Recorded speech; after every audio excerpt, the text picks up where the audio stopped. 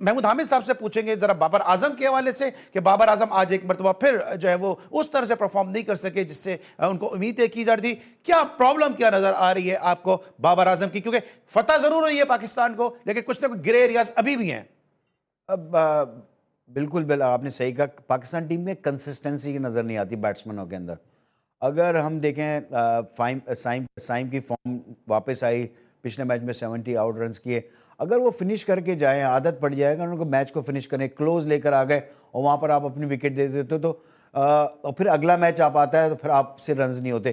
तो आपकी अगर 3-4 इनिंग अच्छी हो जाएं कंसेक्यूटिव, जिससे टीम को भी फ़ायदा होता है और आपको भी फ़ायदा होता है। कंसेक्यूटिव परफॉर्मेंस करना जो होता है एक अच्छे प्रोफेशनल की निशानदेही करता है।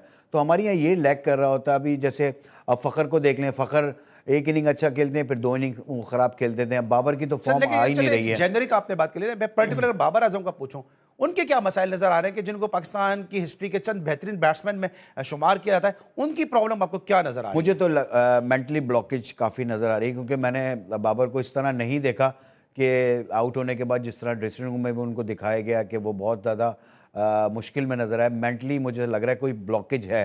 अब अगर आपने उनको खिलाना है तो आप उनको या फिर फेयर बोल दिया जाएगा उनको कि ये आपके लिए सीरीज़ है, इतने मैचेस हैं, आपको कहीं ड्रॉप नहीं किया जाएगा, आप अपनी जो है वो क्रिकेट को खेलें जैसे आप खेलते आएँ, तो आप को मसला नहीं होगा। लेकिन जब आपको खौफ होता है ना किसी भी बैट्समैन को, देखें एज ए बैट्समैन हम भी खेलें, तो आपको जब खौफ आ जाए जितना भी बड़ा प्लेयर हो कि मैं अगर रन्स नहीं करूंगा मैं अगला मैच हो सकता है बाहर हो जाऊं या मैं अगले सीरीज के लिए ड्रॉप हो जाऊं, तो ये फेयर जो है ना किसी भी प्लेयर के लिए देखिए मुश्किल हो मैं जाता बाबर है। आजम को क्या खौफ हो सकता है? बाबर आजम तो बगैर परफॉर्मेंस के टी20 के स्क्वाड का हिस्सा बन गए, पब्लिक डिमांड पे टी20 स्क्वाड का हिस्सा बन गए, तो उनको क्या खौफ है? उनको कौन ड्रॉप कर यही सकता है? यही यही प्रेशर होता है जब आपको सोशल मीडिया में और पब्लिक डिमांड में इतने लोग जब सपोर्ट कर रहे होते हैं कि आपकी वापसी, जब आप T20 से ड्रॉप हुए, आप वनडे से ड्रॉप हुए, तो आप किस परफॉर्मेंस पे वापस आए? आपने कोई डोमेस्टिक तो जाके खेली नहीं, तो आप जब वापस आ जाते हैं किसी डिमांड के ऊपर, तो आपके ऊपर डेफिनेटली इतना प्रेशर होता है